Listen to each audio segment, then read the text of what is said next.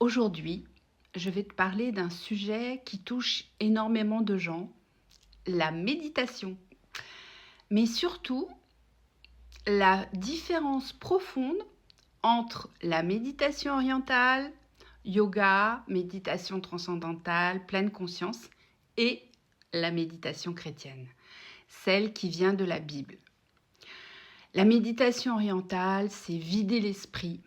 On entend souvent vide ton esprit, efface ton ego, sois dans le rien. Connecte-toi à l'énergie universelle. La méditation orientale repose sur une idée centrale. On doit se détacher du mental, dissoudre le moi, supprimer l'ego pour atteindre un état de non-pensée. Dans la méditation transcendantale, on répète un mantra. Dans le yoga, on observe les pensées pour les laisser disparaître. Dans la pleine conscience, on cherche à ne rien retenir. Et le but final, dans la philosophie, derrière ces pratiques, c'est atteindre un état d'unité avec une conscience universelle, perdre l'individualité, ne plus avoir de repères personnels, et ça peut sembler apaisant. Mais, car il y a un mais, il y a deux risques. Premièrement, l'esprit vide devient vulnérable. Quand l'esprit se vide complètement, il devient ouvert à tout, y compris à ce qui ne vient pas de Dieu. La Bible ne dit jamais « vide ton esprit ». Au contraire, elle dit « renouvelez votre intelligence » dans Romains 12, 2. Dieu veut un esprit vivant, lucide, rempli de sa vérité. Deuxièmement, supprimer l'ego, c'est supprimer l'identité. Dans la Bible, Dieu nous a donné une personnalité, une identité, une conscience. Dans la méditation orientale, on cherche au contraire à se dissoudre dans l'identité. Mais Dieu ne veut pas effacer qui tu es, il veut restaurer qui tu es. La méditation chrétienne, elle, c'est remplir l'esprit, pas le vider. La méditation biblique est complètement différente. La Bible dit « Je médite sur ta parole » Psaume 119, 15. Que ce livre de la loi ne s'éloigne pas de ta bouche Josué 1, 8. La méditation chrétienne, c'est se concentrer, réfléchir, déclarer, se souvenir, nourrir son âme de la vérité.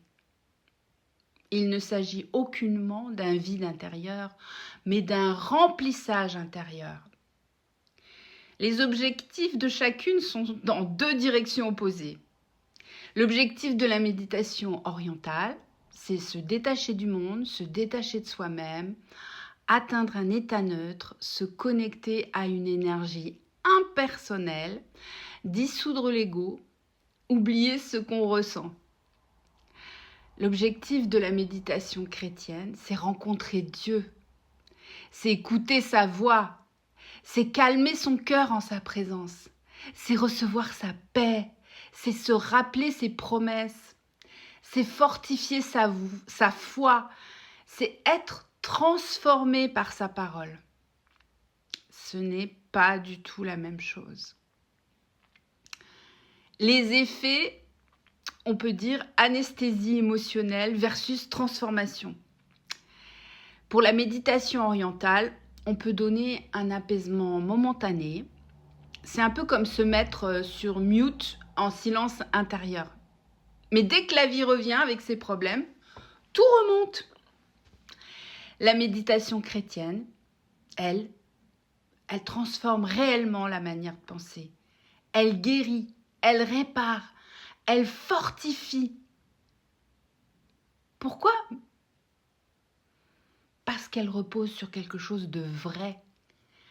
Elle repose sur la parole de Dieu, sur la présence du Saint-Esprit, sur les promesses éternelles de Jésus. Je vais te donner un exemple concret de comment méditer de façon chrétienne. En fait, tu respires lentement et tu peux dire « Seigneur Jésus, remplis-moi de ta paix ». Et là, tu vas lire un verset, le verset qui te touche sur le moment, tu le répètes, tu le laisses descendre dans ton cœur. Exemple de verset, je suis avec toi, Ésaïe 41:10, ou je vous laisse la paix, Jean 14:27. Ça te remet en face de la vérité, ça nourrit ton âme, ça apaise vraiment, véritablement. Alors en conclusion, tu connais ma conclusion. Pour moi, c'est tu dois choisir la méditation qui te rapproche de Dieu. La méditation orientale, elle cherche le vide.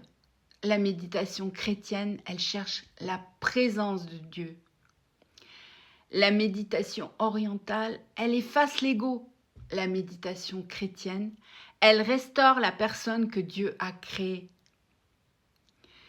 La méditation orientale, elle t'unifie à une énergie impersonnelle. La méditation chrétienne t'unit à Jésus, ton Sauveur. Et la paix qu'il donne, aucune méditation ne peut te la donner. Ça, j'en suis vraiment l'expérience. Je vis cette expérience chaque jour. J'en suis le témoin, je veux dire. Tu n'as pas besoin de te déconnecter de toi-même pour trouver la paix. Tu as juste besoin de t'approcher de Dieu. Sois béni.